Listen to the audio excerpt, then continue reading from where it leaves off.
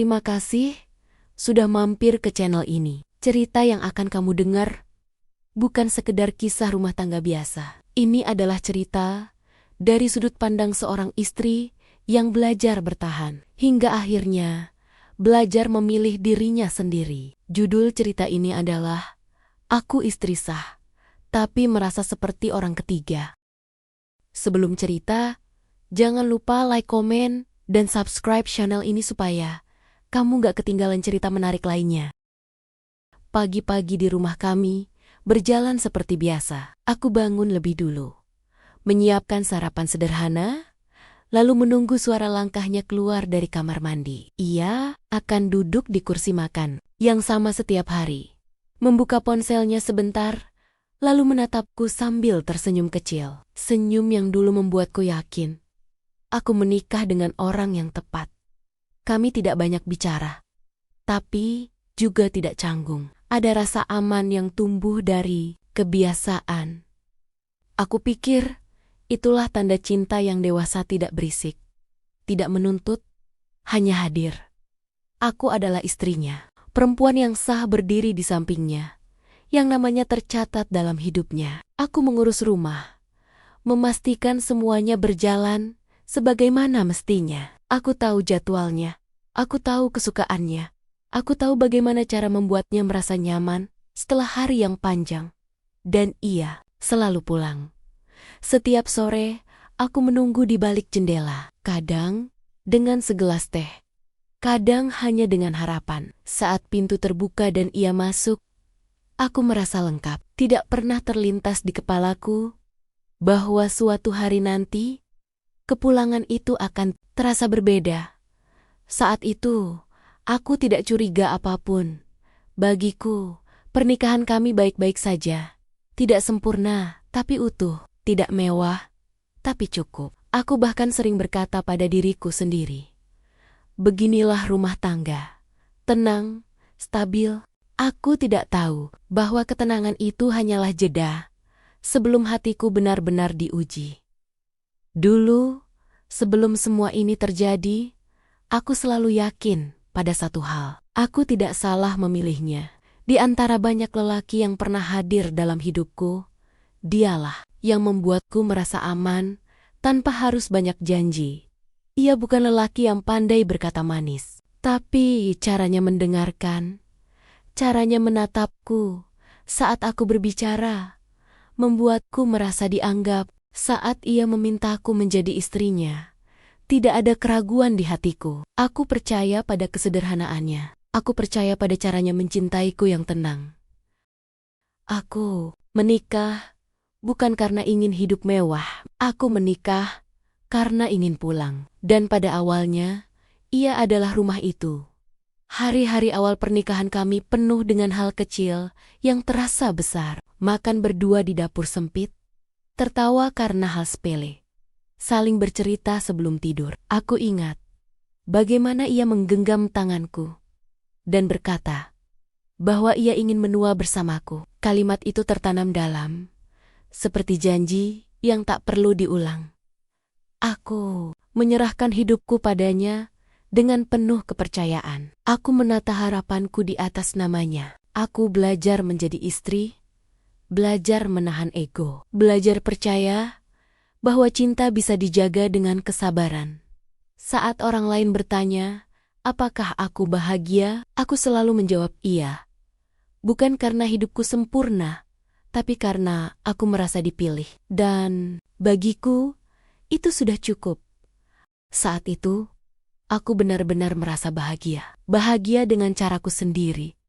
Dengan ukuran yang mungkin terlihat kecil bagi orang lain. Aku tidak membutuhkan kejutan, hadiah mahal, atau kata-kata besar. Bagiku, bahagia adalah ketika ia pulang dan masih mau duduk di sampingku. Meski hanya untuk diam.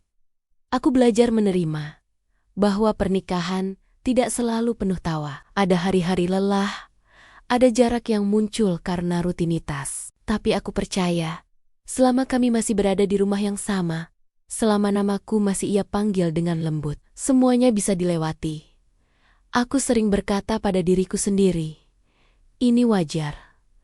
Semua pasangan pasti pernah seperti ini. Aku menenangkan hatiku dengan logika. Aku menutup rasa tidak nyaman dengan keyakinan bahwa cinta sejati tidak selalu harus terasa hangat setiap waktu.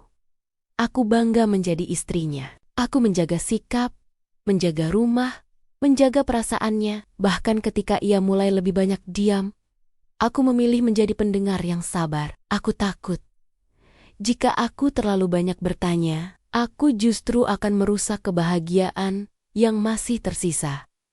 Di mataku, kami baik-baik saja. Meski ada ruang kosong di antara kami, aku mengisinya dengan harapan.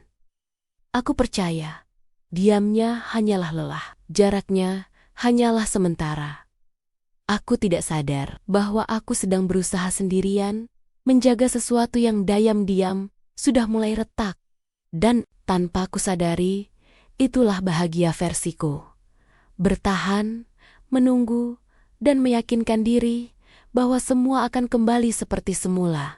Awalnya, perubahan itu datang sangat pelan. Terlalu pelan, sampai aku nyaris tidak menyadarinya. Ia masih pulang ke rumah. Masih duduk di meja makan yang sama. Masih menjawab ketika aku bertanya, hanya saja jawabannya tak lagi panjang. Jika dulu ia bercerita tentang harinya, kini ia hanya mengangguk. Jika dulu ia menatap mataku saat berbicara, kini pandangannya lebih sering tertuju pada layar di tangannya. Aku melihatnya, tapi aku memilih tidak menafsirkan apapun. Aku berkata pada diriku sendiri, dia lelah. Aku harus mengerti. Namun, ada satu hal yang mulai menggangguku. Ia sering tersenyum sendiri saat membaca sesuatu. Lalu cepat-cepat menyimpan ponselnya ketika aku mendekat. Senyum itu bukan untukku. Dan entah sejak kapan, aku mulai merasakannya. Malam-malam kami berubah. Ia tidur lebih cepat, atau justru lebih lama terjaga tanpa alasan yang jelas. Ketika aku bertanya, ia selalu menjawab dengan nada datar. Seolah aku menanyakan hal yang tidak penting. Aku mulai berhitung, bukan menghitung kesalahannya, tapi menghitung kesabaranku sendiri. Berapa kali aku mengalah, berapa kali aku memendam perasaan, berapa kali aku berpura-pura tidak melihat jarak yang semakin nyata. Perubahan itu kecil. Tidak ada pertengkaran, tidak ada kata menyakitkan. Justru itulah yang membuatku takut, karena jarak yang hadir tanpa suara seringkali lebih berbahaya daripada kemarahan yang terlihat. Aku masih bertahan pada keyakinanku. Aku memilih percaya bahwa semua ini hanya fase, bahwa aku tidak sedang kehilangan apapun. Padahal, tanpa ku sadari, saat aku sibuk meyakinkan diriku sendiri, hatinya sudah mulai melangkah menjauh dariku.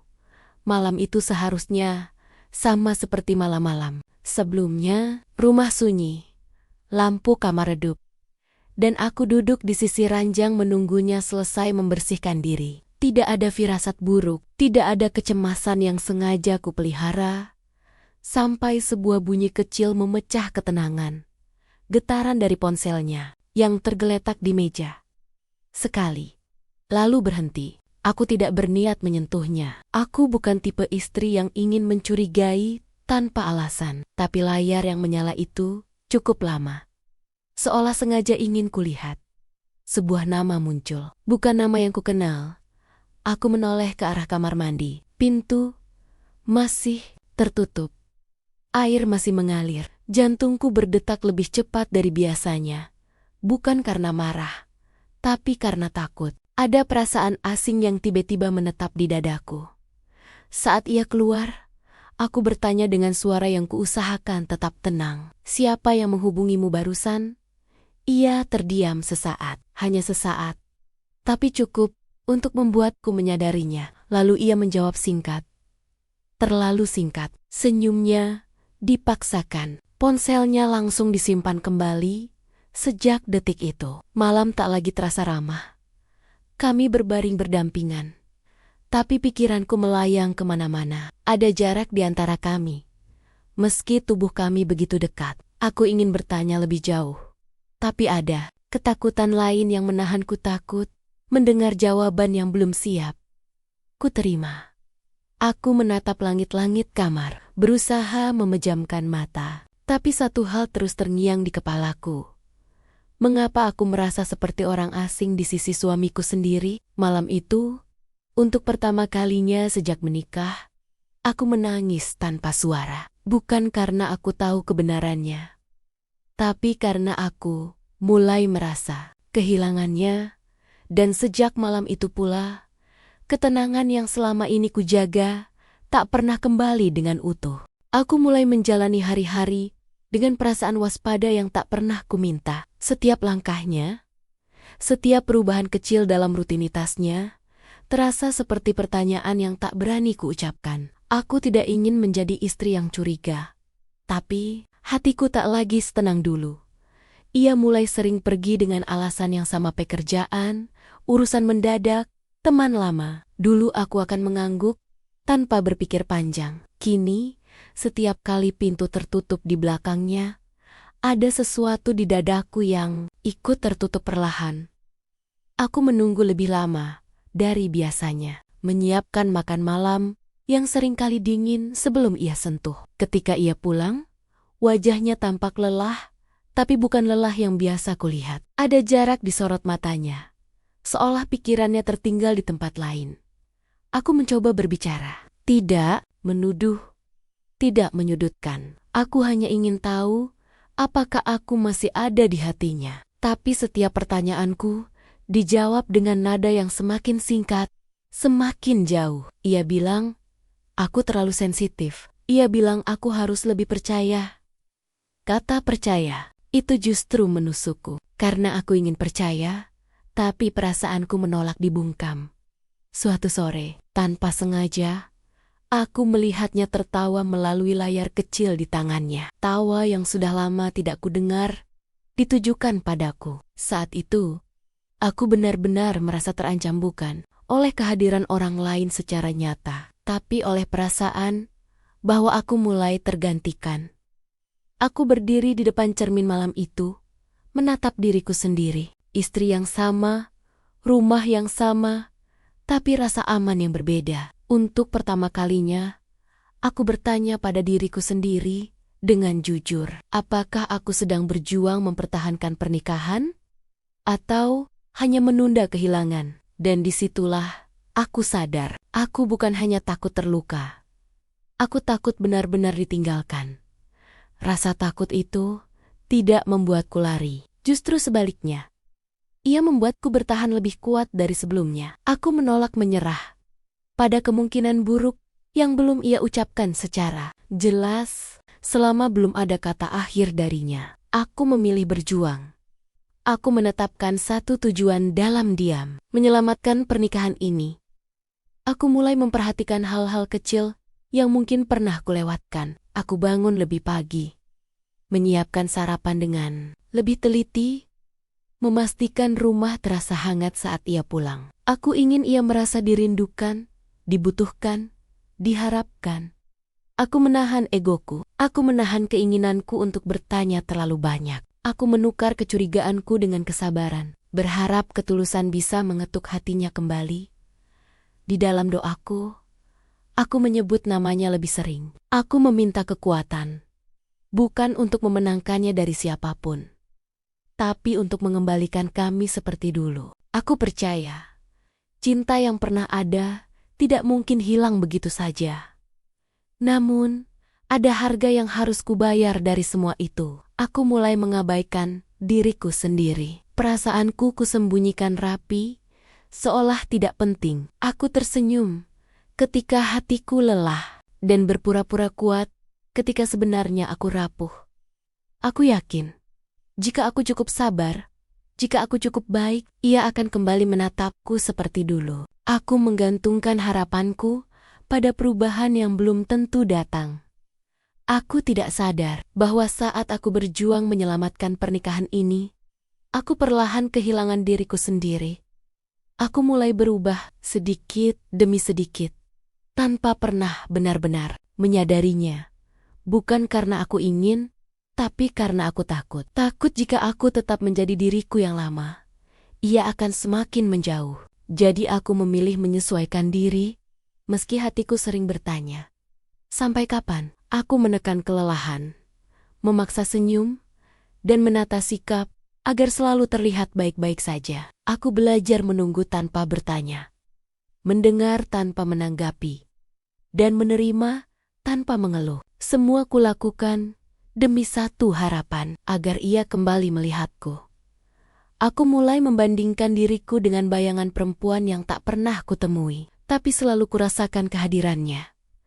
Aku bertanya dalam hati, apa yang kurang dariku? Apa yang gagal ku berikan sebagai istri? Setiap malam, aku duduk sendiri di sudut kamar, mengingat diriku yang dulu, perempuan yang percaya diri, yang berani tertawa lepas, yang tidak ragu mengungkapkan perasaan. Kini, aku bahkan ragu untuk sekadar mengeluh lelah. Aku mengubah caraku berbicara, caraku bersikap, bahkan caraku mencinta. Aku berharap perubahan itu menjadi jembatan agar kami kembali dekat. Tapi semakin aku berubah, semakin aku merasa asing dengan bayanganku sendiri. Aku ingin menjadi istri yang dipilih, bukan yang bertahan karena takut kehilangan. Dan di tengah semua usahaku, ada satu kenyataan pahit yang mulai kusadari. Aku berjuang sendirian dalam pernikahan yang seharusnya kami jaga bersama. Setiap hari aku memainkan peran yang sama. Istri yang terlihat kuat, tenang, dan mengerti. Padahal di dalam, aku sedang kehabisan tenaga. Aku berbicara, tapi seolah suaraku tidak pernah benar-benar sampai padanya. Aku hadir, tapi rasanya seperti tidak dibutuhkan. Ia tetap ada di rumah, tapi tidak lagi bersamaku. Kami berbagi ruang, bukan perasaan. Duduk di meja yang sama, tidur di ranjang yang sama, namun terasa seperti dua orang asing yang kebetulan berteduh di tempat yang sama. Aku mencoba membuka percakapan, berharap ia mau jujur. Tapi setiap upayaku berakhir dengan keheningan yang panjang. Ia lebih memilih diam, dan diam itu perlahan mematahkan harapanku. Ada malam-malam ketika aku menunggu, berharap ia menyapaku lebih dulu. Hanya satu pertanyaan sederhana, satu perhatian kecil. Tapi yang datang justru keheningan yang semakin tebal. Aku mulai lelah mempertanyakan diriku sendiri. Aku mulai lelah mencari alasan atas sikapnya. Aku ingin dimengerti tanpa harus memohon. Saat aku melihat pasangan lain tertawa bersama, ada rasa perih yang tak bisa kusembunyikan. Bukan iri, tapi sedih. Aku pernah ada di posisi itu, dan aku tidak tahu kapan kami menjauh sejauh ini. Di titik ini, aku sadar satu hal yang menyakitkan. Aku bukan lagi bagian dari dunianya. Aku hanya bagian dari rutinitasnya. Dan perasaan itu lebih menyakitkan daripada ditinggalkan secara terang-terangan. Karena ketika ditinggalkan, tanpa kata, aku tidak tahu harus berduka atau masih berharap. Tidak ada perpisahan yang jelas. Tidak ada pengakuan yang bisa kujadikan pegangan. Hanya perasaan menggantung yang setiap hari menggerogoti hatiku. Aku mulai memahami sesuatu yang tidak pernah ia ucapkan. Kebenaran itu hadir lewat sikapnya, lewat jarak yang ia ciptakan, lewat caranya memperlakukanku seperti seseorang yang harus ada, tapi tidak lagi ingin ia jaga. Ia tidak pernah berkata bahwa ia sudah berubah. Ia tidak pernah mengatakan bahwa hatinya terbagi, tapi aku bisa merasakannya dari caranya mendengarkan setengah hati. Dari matanya yang tidak lagi mencari mataku, dari sentuhannya yang terasa seperti kewajiban. Aku menunggu kejujuran yang tidak pernah datang. Setiap hari aku memberi ruang agar ia berbicara, agar ia menjelaskan, agar ia memilihku kembali dengan sadar. Tapi yang kuterima hanya diam-diam yang seolah berkata, terimalah keadaan ini. Dan aku bertanya pada diriku sendiri, jika aku masih dipanggil istri, mengapa aku merasa seperti orang asing? Jika aku masih berada di sisinya, mengapa hatiku terasa sendirian? Di titik itu, aku akhirnya mengerti. Kebenaran tidak selalu datang dalam bentuk pengakuan. Kadang, ia hadir lewat rasa yang berubah, lewat perhatian yang hilang, lewat cinta yang tidak lagi diperjuangkan. Aku menatap wajahnya malam itu, diam-diam. Untuk pertama kalinya, aku tidak lagi mencari jawaban darinya. Aku mulai mencarinya dalam diriku sendiri. Karena jika ia memilih untuk tidak berkata jujur, maka aku harus jujur pada perasaanku sendiri. Bahwa aku sudah terlalu lama bertahan di tempat yang tidak lagi memberiku tempat. Sejak malam itu, aku mulai merasa asing pada diriku sendiri. Aku bangun pagi, menjalani rutinitas, berbicara seperlunya. Tapi semua terasa kosong. Aku seperti berjalan tanpa arah, hanya mengikuti kebiasaan, bukan keinginan. Aku tidak lagi tahu kapan terakhir kali aku tertawa dengan tulus. Aku bahkan lupa kapan terakhir kali aku merasa cukup sebagai diriku sendiri. Segalanya tentang hidupku seolah hanya berputar di sekelilingnya, sementara aku sendiri perlahan menghilang. Aku menatap cermin dan bertanya pelan, sejak kapan aku berubah menjadi perempuan yang selalu takut kehilangan? Aku sadar, aku sudah terlalu sering mengalah, terlalu sering memaklumi, terlalu sering menenangkan diri sendiri dengan alasan yang bahkan tidak lagi masuk akal. Dan saat itulah, aku mengerti, aku tidak hanya kehilangan perhatiannya, aku kehilangan diriku sendiri. Hari-hari setelah itu terasa berbeda. Bukan karena sikapnya berubah, tapi karena aku mulai melihat semuanya dengan mata yang lebih jujur. Aku berhenti mencari alasan atas jarak yang ia ciptakan. Aku berhenti memaklumi hal-hal yang dulu kuterima dengan diam. Aku mulai menyadari betapa seringnya aku tidak dilibatkan dalam hidupnya. Keputusan-keputusan kecil yang dulu selalu kami bicarakan bersama, kini ia ambil sendiri. Aku mengetahuinya belakangan. Sebagai pemberitahuan, bukan sebagai bagian dari pilihan. Aku duduk di hadapannya suatu sore, mendengarkan ceritanya yang singkat dan terputus-putus. Ia berbicara, tapi bukan denganku. Aku ada di sana, tapi tidak hadir. Dalam pikirannya, perasaan itu menyesakkan, seolah aku hanya pelengkap dalam hidup yang sudah ia susun tanpa aku. Aku menunggu. Mungkin kali ini ia akan bertanya pendapatku. Mungkin kali ini ia akan menatap mataku dan mengajakku berbicara. Tapi yang terjadi justru sebaliknya. Ia bangkit, mengambil ponselnya, dan meninggalkanku dengan kalimat yang menggantung. Saat itu, aku benar-benar mengerti. Dipilih bukan tentang status istri atau cincin di jari. Dipilih adalah tentang diingat, didengar, dan diikutsertakan. Dan aku tidak lagi berada di posisi itu. Aku mencoba mengingat kapan terakhir kali ia memilihku dengan sadar, bukan karena kewajiban, bukan karena kebiasaan, tapi karena ia memang menginginkanku. Ingatan itu terasa jauh, seperti kenangan dari hidup orang lain. Hatiku perih, tapi anehnya, aku tidak menangis. Kesedihan kali ini terasa lebih sunyi, lebih dalam. Karena akhirnya, aku berhenti menyangkal kenyataan yang selama ini kutakuti. Aku masih istrinya. Aku masih tinggal di rumah yang sama. Tapi aku bukan lagi pilihannya. Dan di titik itu, aku menyadari sesuatu yang sangat menyakitkan. Bertahan tanpa dipilih adalah cara paling halus untuk terluka setiap hari. Setelah menyadari itu, aku mulai berbicara pada Tuhan dengan cara yang berbeda. Tidak lagi dengan permintaan yang panjang, tidak juga dengan harapan yang terlalu tinggi. Aku hanya datang membawa lelah yang sudah tak bisa kusembunyikan. Setiap malam, saat rumah mulai sunyi, dan ia terlelap tanpa menyadari pikiranku yang masih terjaga, aku duduk sendiri, tanganku terlipat, kepalaku tertunduk, dan hatiku penuh pertanyaan yang tak berani kuucapkan keras-keras.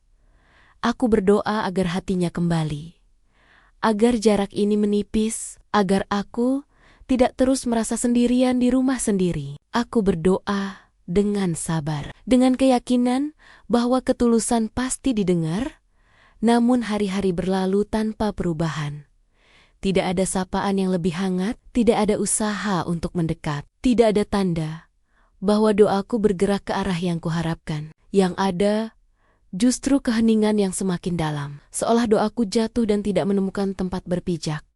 Aku mulai bertanya, bukan pada Tuhan, tapi pada diriku sendiri, apakah aku sedang berdoa agar Ia berubah, atau agar aku cukup kuat untuk menerima bahwa Ia memang sudah berbeda? Doa-doaku berubah arah. Dari meminta agar Ia memilihku kembali, menjadi meminta keteguhan hati agar aku tidak terus hancur dalam penantian. Aku meminta kejelasan, apapun bentuknya, karena ketidakpastian ini terlalu melelahkan. Disitulah aku mulai memahami satu hal yang menyakitkan. Doa tidak selalu dijawab dengan apa yang kita inginkan, melainkan dengan apa yang paling kita butuhkan. Dan mungkin yang paling kubutuhkan bukan lagi pertahanan, melainkan keberanian untuk melihat kenyataan apa adanya. Keberanian itu tidak datang tiba-tiba. Ia tumbuh perlahan, di sela-sela kelelahan yang tak lagi bisa kusembunyikan. Aku menjalani hari dengan langkah yang terasa berat, seolah setiap gerakanku memerlukan keputusan yang belum siap kuambil. Aku mulai menyadari, tidak ada lagi yang bisa kuperbaiki sendirian. Semua usahaku selama ini, kesabaran, pengertian, pengorbananku tidak pernah benar-benar menyentuhnya. Bukan karena aku kurang, tapi karena Ia sudah tidak berada di tempat yang sama denganku. Suatu pagi, aku duduk di ruang tamu dengan pandangan kosong. Rumah ini masih sama, tapi rasanya bukan lagi tempatku berpijak dengan tenang. Aku bertanya dalam hati, berapa lama lagi aku bisa bertahan dalam keadaan seperti ini tanpa benar-benar kehilangan diriku? Disitulah pilihan itu mulai terlihat jelas. Bukan sebagai jalan keluar yang indah, tapi sebagai satu-satunya jalan agar aku bisa bernapas kembali. Pilihan yang selama ini kutunda karena takut, karena cinta, karena kenangan. Bertahan berarti menerima peran sebagai seseorang yang selalu menunggu. Pergi berarti menerima kenyataan bahwa cinta tidak selalu cukup untuk mempertahankan dua orang. Aku tidak ingin membuat keputusan karena emosi sesaat. Aku ingin yakin bahwa apapun pilihanku nanti, aku tidak akan menyesal karena mengkhianati diriku sendiri. Malam itu, aku menatapnya lama. Ia duduk di hadapanku, tapi jarak di antara kami terasa begitu jauh. Untuk pertama kalinya, aku tidak lagi bertanya apa yang ia rasakan. Aku justru mulai mendengarkan hatiku sendiri. Dan hatiku berkata pelan bahwa aku tidak bisa terus hidup dalam cinta yang hanya kuperjuangkan sendirian. Pilihan terakhir itu kini berdiri di depanku, menakutkan, menyakitkan, tapi tak lagi bisa kuabaikan. Aku menghabiskan malam itu tanpa tidur, bukan karena tangis, melainkan karena pikiranku terlalu penuh. Setiap kenangan datang silih berganti, seperti menguji seberapa kuat aku melepaskan sesuatu yang pernah kuanggap segalanya. Aku menatap wajahnya yang terlelap, mencoba mencari sese-sese lelaki yang dulu kupilih dengan penuh keyakinan. Lelaki yang berjanji akan menua bersamaku. Lelaki yang dulu menggenggam tanganku seolah tak ingin melepaskannya. Tapi yang kulihat sekarang hanyalah seseorang yang tubuhnya ada di sampingku, sementara hatinya entah berada di mana. Pagi itu, aku berdiri lama di depan cermin. Untuk pertama kalinya, aku tidak bertanya apakah aku cukup baik untuknya. Aku hanya bertanya satu hal yang sederhana, namun menakutkan. Jika aku terus bertahan, apakah aku masih bisa menghargai diriku sendiri? Jawaban itu datang tanpa suara. Tapi begitu jelas, aku duduk di hadapannya dengan tangan gemetar. Suaraku pelan, hampir bergetar. Tapi aku memaksakan diri untuk tetap tenang. Aku tidak menuduh. Aku tidak menangis. Aku hanya jujur tentang lelah yang sudah lama kupendam. Aku mengatakan bahwa aku masih mencintainya, bahwa perasaan itu tidak serta-merta hilang hanya karena luka. Tapi aku juga mengatakan bahwa aku tidak bisa lagi hidup sebagai seseorang yang tidak dipilih. Keputusan itu keluar dari bibirku dengan berat yang tak bisa kujelaskan. Rasanya seperti melepaskan bagian dari diriku sendiri. Ada rasa kehilangan, ada rasa takut, tapi juga ada kelegaan yang selama ini tak pernah kurasakan. Aku tidak tahu apa yang akan terjadi setelah ini. Aku tidak tahu bagaimana hidupku nantinya. Yang ku tahu, untuk pertama kalinya setelah sekian lama, aku memilih untuk jujur pada diriku sendiri. Dan meski keputusan ini adalah yang paling menyakitkan dalam hidupku, aku tahu satu hal dengan pasti. Aku tidak lagi berbohong pada hatiku sendiri. Kalimat itu terdengar sederhana, tapi konsekuensinya begitu besar. Setelah keputusan itu terucap, tidak ada sorak kelegaan, tidak ada rasa bebas yang tiba-tiba datang. Yang ada hanyalah keheningan panjang yang terasa berat di dada. Hari-hari setelahnya, kulalui dengan langkah yang sangat hati-hati, seolah aku takut membuat suara terlalu keras dan merusak keberanian yang baru saja kukumpulkan. Aku masih berada di rumah yang sama, masih menjalani rutinitas yang mirip, tapi rasanya berbeda. Ada jarak yang kini nyata, tidak lagi sekadar perasaan. Aku mulai membereskan barang-barangku perlahan. Setiap benda menyimpan cerita, setiap lipatan pakaian mengingatkanku pada versi diriku yang dulu, istri yang berharap, menunggu, dan menahan diri. Tanganku sering berhenti di tengah jalan. Dadaku mengencang, seolah hatiku belum sepenuhnya siap melepaskan. Ia melihat semua itu tanpa banyak bertanya, dan entah mengapa, sikap diamnya kali ini tidak lagi melukaiku. Justru diam itulah yang membuatku yakin bahwa keputusanku bukan sesuatu yang keliru. Jika aku masih berarti seperti dulu, mungkin ia akan berusaha menahanku. Tapi tidak ada itu. Malam-malam terasa panjang. Aku sering terbangun, bukan karena menangis, tapi karena pikiranku penuh. Ada rasa takut akan masa depan, ada cemas akan penilaian orang lain, ada rindu pada masa lalu yang tak bisa diulang. Namun di balik semua itu, ada satu perasaan baru yang perlahan muncul. Rasa hormat pada diriku sendiri. Untuk pertama kalinya, aku tidak memaksa diriku bertahan hanya demi terlihat utuh. Langkah ini berat, sangat berat. Tapi untuk pertama kalinya, aku melangkah ke arah yang benar. Hidup setelah keputusan itu tidak serta-merta menjadi indah. Tidak ada hari yang langsung terasa mudah. Tapi ada satu perubahan kecil yang sangat berarti. Aku tidak lagi merasa dicekam setiap bangun pagi. Aku mulai menjalani hari tanpa menunggu. Tidak lagi menunggu perhatian, menunggu perubahan, atau menunggu seseorang kembali seperti dulu. Aku bangun karena aku memang ingin bangun. Aku menjalani hari karena aku masih punya hidup yang harus kujalani. Kesepian tetap datang, terutama di malam hari. Tapi kini, kesepian itu berbeda.